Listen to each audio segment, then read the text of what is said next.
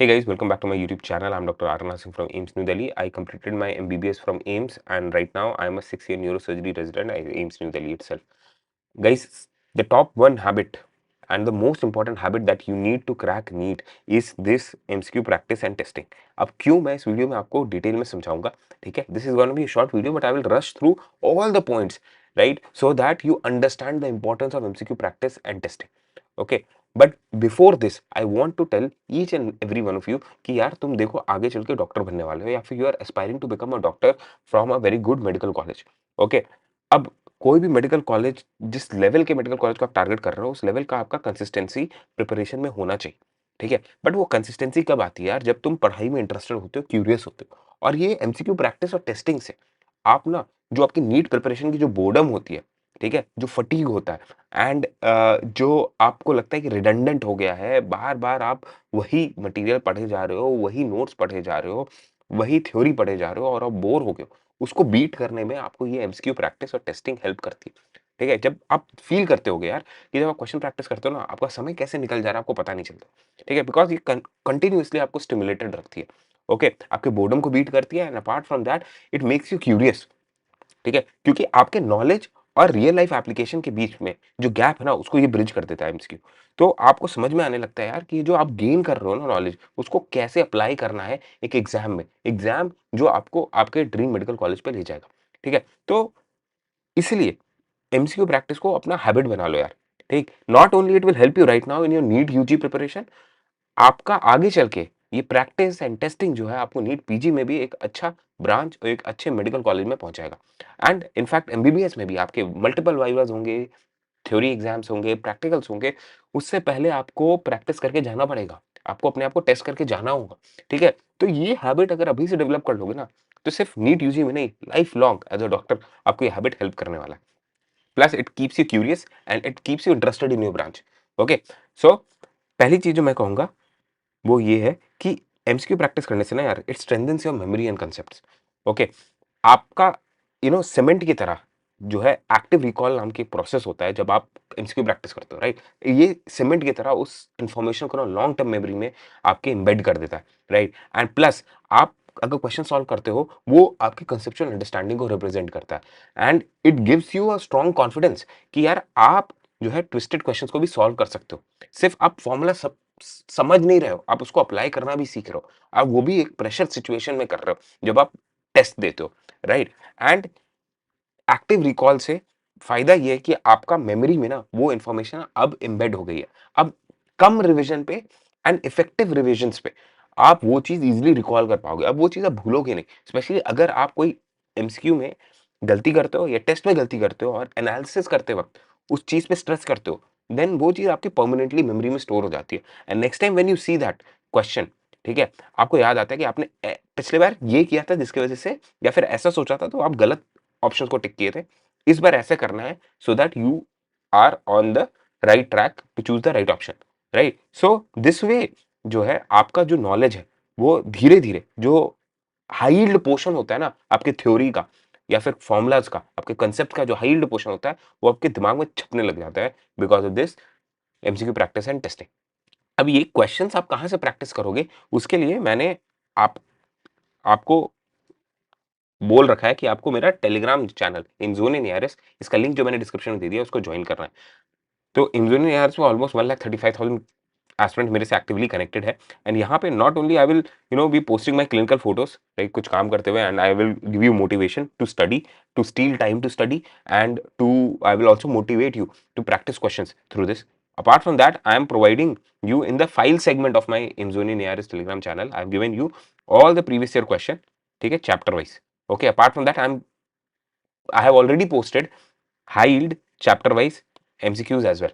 ठीक है, तो आप यहां से क्वेश्चन प्रैक्टिस कर सकते हो। बीच बीच में आपके लिए मैं टेस्ट भी अपलोड करता रहूंगा एंड आपके स्टडी ड्यूरेशन को बढ़ाने के लिए, सिटिंग आवर्स को बढ़ाने के लिए I also conduct study with me session and motivational sessions on my Telegram channel. So join it for free of cost. Previous year question, high yield questions as well as few test and study with me sessions. इसका link मैंने description में दे दिया। इमजोनियन ARS है मेरे Telegram channel का नाम, तो आओ फटाफट ज्वाइन कर लो।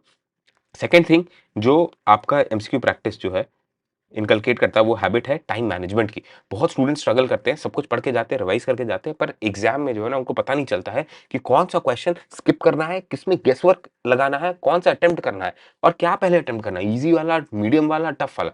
ये चीज ना बहुत क्योटिक होती है एंड उस chaos के बीच में आपको काम देता है आपके टाइम मैनेजमेंट स्किल्स। आपको कितना पेस सेटिंग रखना है, आपको समझना पड़ता है कि यार अब ना 1 मिनट से ज़्यादा मैं इस क्वेश्चन को नहीं दे सकता हूँ, मेरे को स्किप करके नेक्स्ट क्वेश्चन पे जाना ही पड़ेगा क्योंकि हर क्वेश्चन की वैल्यू सेम है और हर क्वेश्चन को गलत करने पे सेम जो है नेगेटिव मार्किंग होती है। तो आपका टाइम मैनेजमेंट जो है बहुत इंप्रूव हो जाता है एंड जब टाइम मैनेजमेंट आपका इंप्रूव होता है देन आपका एग्जाम डे कॉन्फिडेंस भी इंप्रूव होता है because now you have become familiar with the different type of question, easy, medium, tough question that a examiner can throw.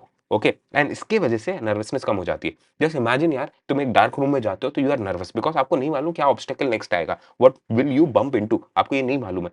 But जब bright light में है, right, then you can see everything and when you can see things you are no longer nervous. When you are familiar, you are not nervous. So different type के question को deal करने से आपको समझ में आ जाता है यार, पैटर्न रिकॉग्निशन होता है, राइट? आपका माइंड पैटर्न रिकॉग्निशन में वर्क करने लगता है एंड ना क्वेश्चन या ग्राफ या फिर स्टेटमेंट्स देख के आपको समझ में आ जाता है कि एग्जामिनर क्या पूछने वाला है। इससे आपका कॉन्फिडेंस बढ़ जाता है यार, ठीक है? डिफरेंट काइंड ऑफ क्वेश्चन को खेलने की एबिलिटी आपकी बढ़ जाती है एंड इसकी वजह से आपकी एफिशिएंसी इंप्रूव होती है एंड टाइम मैनेजमेंट आपका इंप्रूव होता है। यू गेट टू नो कि क्या स्किप करना है और क्या अटेम्प्ट करना है एंड इसकी वजह से आपका नेगेटिव मार्क भी कंट्रोल हो जाता है एंड ये जो प्रेशर होता है ना यार टाइम मैनेजमेंट का, उससे क्योंकि आपको मालूम है यार 1 मिनट के अंदर मेरे को ये फिजिक्स का सवाल सॉल्व करना है, ठीक है? भले ही टेस्ट में पहली बार में आप नहीं कर पाए, आप फेल कर गए, ठीक है? पर जब आप टेस्ट की एनालिसिस करते हो घर जाके, तब आप नोट्स ओपन करते हो एंड देन यू अंडरस्टैंड कि हाँ यार ये क्वेश्चन मैं ऐसे बहुत एफिशिएंटली जो है सॉल्व कर लेता and you develop the fastest way और द फास्टेस्ट टेक्निक और method to solve that question और वो बिकॉज़ तुमने एक्टिवली वो मेथड को अप्लाई करने की कोशिश की एग्जाम में, तो वो जो है सीमेंट की तरह वो मेथड आपके दिमाग में चिपक जाता है।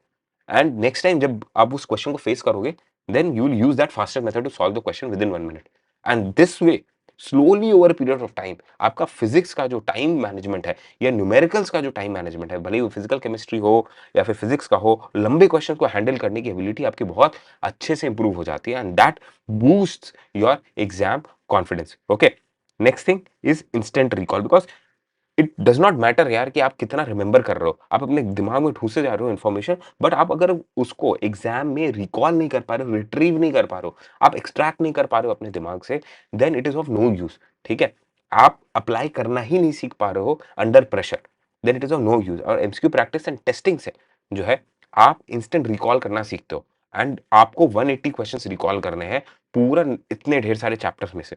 ठीक है, उसका इंपॉर्टेंट पर्टिनेंट जो इन्फॉर्मेशन आपको रिकॉल करना है, रिट्रीव करना है, उसके लिए प्रैक्टिस चाहिए and that's why those people who practice more they score more. Okay, apart from this I feel exam देने से, टेस्ट देने से, एमसीक्यू प्रैक्टिस करने से आपको अपना वीक एरिया बहुत ही क्लियरली एक्सपोज होता हुआ दिख जाता है। Once you expose your weak area as a sincere student, it's your responsibility कि you hunt them down and you fix those weak areas. आपके रेगुलर क्वेश्चन प्रैक्टिस से क्या होता है ना यार, जो सबसे हाइल्ड चीज होती है, क्योंकि एक चैप्टर से 10 इंपॉर्टेंट क्वेश्चन ही बन सकते हैं और उस 10 में से 5 ही क्वेश्चन जो है नीट में प्रोबेबिलिटी है आने की।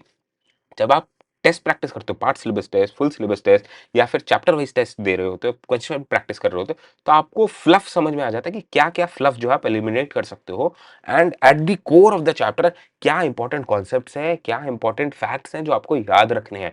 ठीक है, एक पैराग्राफ में सबसे इंपॉर्टेंट चीज क्या है, वो आपको समझ में आ जाता है एंड उस चीज का हाइल्ड रिवीजन होता है थ्रू टेस्ट एंड अगर वो आपका वीक है, वो आपको टेस्ट में पता चल गया, आपको एमसीक्यू प्रैक्टिस में पता चल गया, अब आपकी रिस्पॉन्सिबिलिटी बनती है कि आप उस चीज को फिक्स करो। तो ये कुछ चीजें थी, strengthening memory, conceptual clarity, time management, exam day confidence, instant recall and exposing weak areas, जो कि एमसीक्यू प्रैक्टिस एंड टेस्टिंग को एक गोल्डन हैबिट बनाती है and this is the number one habit that helps you crack me. People who practice the most they score the most and this is actually true. तुम किसी dropper से पूछ सकते हो जो इस साल सेलेक्ट नहीं हुआ, क्या सबसे बड़ी कमी उसको लग रही थी अपने नीट प्रिपरेशन जर्नी में, और यही बोलेगा कि वो एमसीक्यू प्रैक्टिस करता था बट उसको एनालाइज नहीं करता या फिर वो एमसीक्यू प्रैक्टिस ही नहीं करता। तो please practice MCQ, test yourself and then do analyse them. And I would like to end the video on this note that you will keep trying and failing initially, but eventually you will succeed and your aim is to not, practice to get it right. You have to practice until you can't get it wrong. Okay, so all the best, guys. Keep hustling.